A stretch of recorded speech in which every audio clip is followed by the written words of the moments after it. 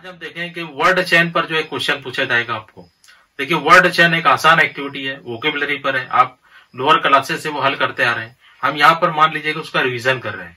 तो ये टॉपिक समझने के बाद आप पूरा टॉपिक पहले समझिए अच्छी तरीके से, फिर नीचे डिस्क्रिप्शन में मैं आपको टेस्ट की लिंक दे रहा हूँ, उस पर जाकर आप टेस्ट कंप्लीट कीजिए, आप टॉपिक को अच्छी तरीके से समझ भी लेंगे।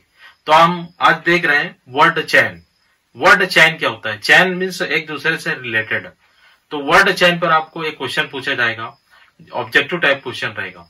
अब पहले हम समझ लेते हैं कि वर्ड चेन क्या होता है, क्योंकि अगर हम वो समझ लें तो ऑब्जेक्टिव टाइप क्वेश्चन किसी भी तरीके से पूछे जाए हम उसको हल कर सकते हैं। देखिए, इससे पहले भी आपने बहुत सारी एक्टिविटी इस पर हल की होगी, यकीनन हल की होगी। लोअर क्लासेस से ये क्वेश्चन जो है वो पूछा जाता है।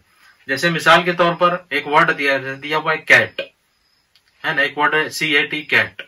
अब इसका वर्ड चेन लिखना है तो हमें यहाँ पर लिखना है the names of the animal. तो अब हम देखेंगे कैट CAT 3 लेटर का वर्ड है, आखिरी लेटर इसका शुरू खत्म हो रहा है, जो ये वर्ड उसका आखिरी लेटर है T। अब हमें ऐसा वर्ड लिखना है कि जिसके शुरू में जो है लेटर T आए, जो कोई जानवर का नाम हो। फॉर एग्जाम्पल टाइगर, है ना, T से जो वर्ड शुरू होगा टाइगर। तो इस तरीके से अब T से टाइगर जो एक वर्ड बन रहा है, जो which is the name of a animal.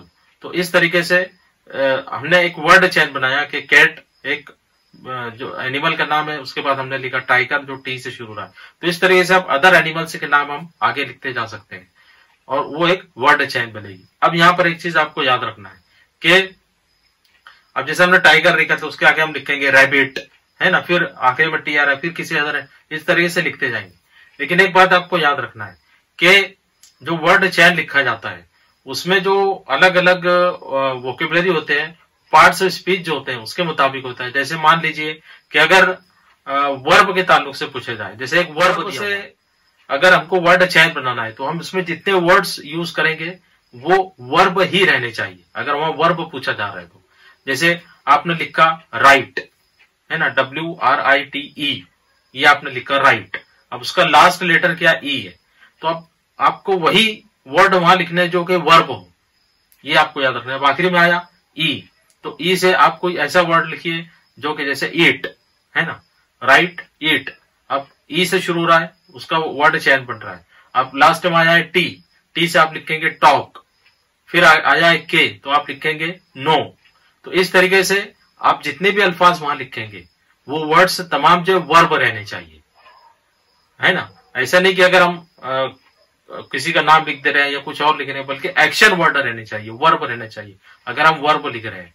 फिर मान लीजिए अगर पूछा जा रहा है कि आपको वर्ड चेन लिखना है, लेकिन वो नाउन रहना चाहिए, नाम रहना चाहिए, और वो किसी पर्टिकुलर चीज से रिलेटेड भी हो सकते हैं।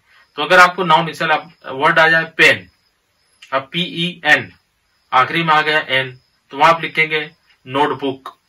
फिर आखिर में आया K, तो आप वहां फिर आप लिखेंगे काइट।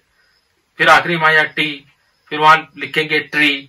तो इस तरीके से वर्ड चेन आप बनाएंगे। अब ये तमाम चीजें जो नाम है, काइट, ट्री, ये सब क्या है? दीज आर नाउन्स, ये नाउन है।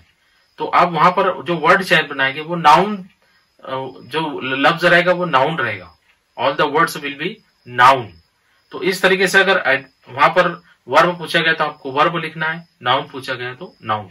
अगर एडजेक्टिव पूछा जा रहा है, मान लीजिए कभी कभी एडजेक्टिव पूछा जाता है, तो वहां पर आप एडजेक्टिव या डिस्क्राइबिंग वर्ड भी जिसे कहते हैं, है ना, जैसे ब्यूटीफुल, अगली, गुड, बैड, ये सब क्या है? ये एडजेक्टिव्स हैं।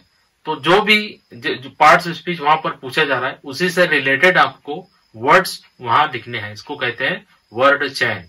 उसको देखिए, अच्छे से समझिए और उस टेस्ट को कंप्लीट कीजिए। अब नेक्स्ट सेशन में हम इसी से रिलेटेड दूसरे टॉपिक पर डिस्कस करेंगे। Till then, good bye.